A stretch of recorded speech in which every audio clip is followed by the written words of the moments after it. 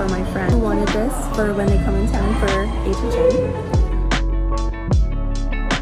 As I am literally walking out of work at Universal, a great time to just casually make this video and talk about what I did with like a small tiny adjustment I did to my thumbnails, which like I saw a spike of more traffic and click-through with my thumbnails on YouTube. So I wanted to share what I did, and I think that that would be very helpful for some people who are, you know, trying to do the whole thumbnail thing and who are not like graphic designers or anything like that. Like my last video where I was talking about like I'm just gonna start making videos when I'm like spur of the moment like this, even though I'm here in like the Central Park area of Universal Studios. There's probably background noise, so I'm so sorry for that. To cut right to the chase, I adjusted my thumbnails and just changed the font of my thumbnails.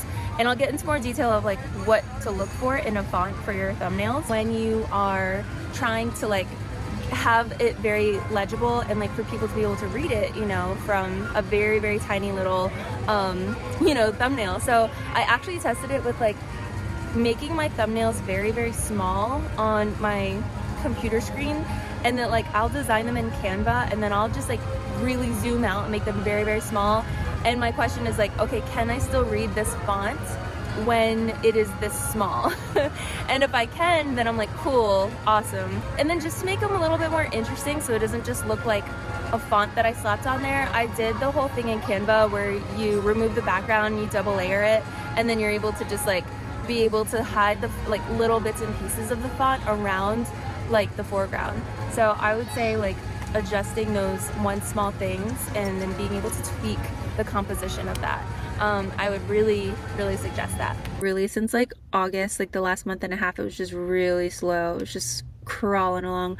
But I came across this other YouTuber and she was just like, you just got to start making some scrappy action videos. Like that's what I did. And then I just then was like, okay, let me do some tweaks to my thumbnail, because I was like, okay, I'm getting better at like the video part, but like what can I do different with the actual like thumbnail to get people to actually click and watch the video? And then I changed the thumbnails just like 2 or 3 days ago, I think. And it's not much, as you can see. Look, like 80, and like I'm literally just like seeing a difference, like the tiniest increase, you know. We're talking like 100 to like 200 views, but like when you're such a small channel, that makes a big difference, you know. And I noticed that my top performing video is a video here that one of them was like I changed the thumbnail. So yeah, this is what the thumbnail looks like now, but what it looked like previously. So I'm looking at this right here, and then I'm looking at this. The key difference is right when you get to these words right here. You can't even see the word to, and then it says no costs. It start with little, no costs. It doesn't seem as like cohesive. Whereas this one, which I updated to, it says start with little to no costs. And you could clearly see the word to.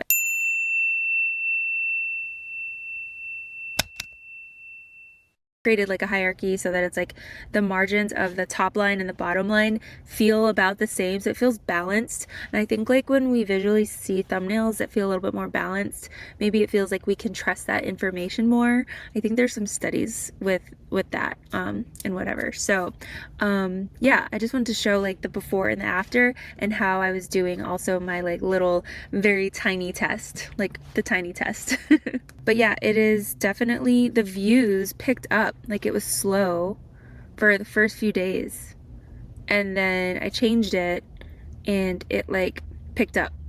So yeah, I would say that that was a big difference, and I hope that these little tiny tips and tweaks help you to, you know, make these changes too. If you're to do one small adjustment to your thumbnails, I would suggest getting a bold font that doesn't have the small little like serif things around the edges, that is just one consistent thickness around every single letter. So I would definitely take a look at that. I will put some thumbnails examples here of like what my thumbnails look like now. And then of course, with choosing what words to put on your thumbnail, I'm really just trying to limit it to like 3 words max on my thumbnail. and that is going to like not make it too cluttered either. So I hope that you'll try this one simple little tweak with your thumbnails. Let me know if it you know, if it helps. Anything we're trying to do here on YouTube to just kind of like serve people, it's just really hard. It's really disheartening when you put a lot of work into a video and then literally like no one watches it. And so I just highly advise like spending more time on the thumbnails. It really does help. So I'm about to walk out of here, and yeah, I hope this was helpful, and I'll see you in the next video.